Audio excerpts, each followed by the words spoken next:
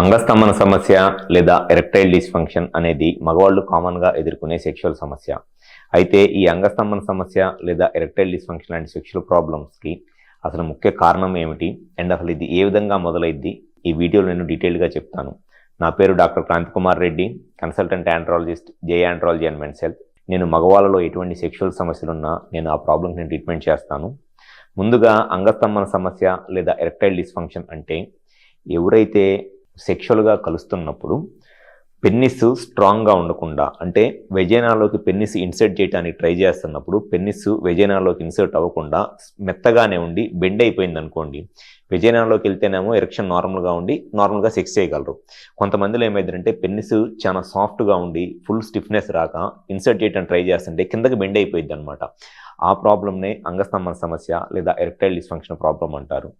అయితే ఈ ప్రాబ్లం రావడానికి ముఖ్య కారణాలు ఏమిటి అనంటే, ఎవరిలో అయితే అంగానికి అంటే పెన్నిస్కి సంబంధించిన రక్త సరఫరా తగ్గిపోయి, లేకపోతే పెన్నిస్ లోపల ఉన్న మజిల్ ఉంటుంది, కార్పోరా క్యావర్నోజా అనే మజిల్, ఆ మజిల్ కనుక డ్యామేజ్ అయిపోయినా, లేకపోతే పెన్నిస్కి సంబంధించిన నరాలు ఏమన్నా దెబ్బతిన్నా వాళ్ళలో ఈ ప్రాబ్లం వస్తుంది.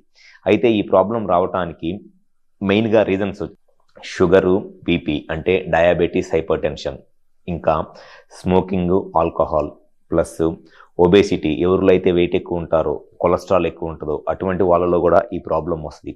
అండ్ చాలామందిలో సైకలాజికల్గా అంటే సెక్షువల్గా వాళ్ళకి కాన్ఫిడెన్స్ లేక దానివల్ల కూడా ఈ ప్రాబ్లం వస్తుంది.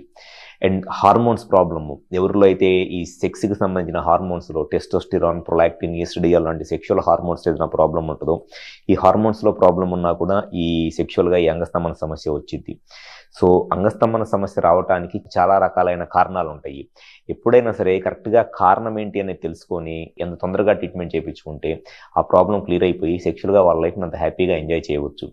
సో ఎవరిలో అయితే ఈ సెక్షువల్గా ఈ అంగస్తంభన సమస్యతో బాధపడుతున్నారు, అంటే మీరు సెక్స్ చేద్దాం అనుకున్నప్పుడు స్టిఫ్నెస్ రాకపోయినా, లేదా చేస్తున్నప్పుడు సడన్గా మధ్యలో మెత్తగా అయిపోయి పెన్నిస్ ఎరెక్షన్ తగ్గిపోయి సెక్స్ చేయడానికి ఇబ్బంది పడినా, లేదు అని అంటే స్టార్టింగ్లో ఎరెక్షన్ ఉండి సెక్స్ చేస్తాను కరెక్ట్గా పొజిషన్లోకి వెళ్ళినప్పుడు పెన్నిస్ మెత్తగా అయిపోతున్నా, ఈ రకమైన సెక్షువల్ సమస్యలతో బాధపడుతున్నారు, కరెక్ట్గా మీ ప్రాబ్లం కారణం తెలుసుకొని మీకు సొల్యూషన్ కావాలి అనుకుంటే ఒకసారి మా హాస్పిటల్కి కాల్ చేసి అపాయింట్మెంట్ తీసుకొని, విజయవాడ, వైజాగ్, రాజమండ్రి, నెల్లూరు మరియు కర్నూలులో బ్రాంచెస్ ఉన్నాయి మాకు.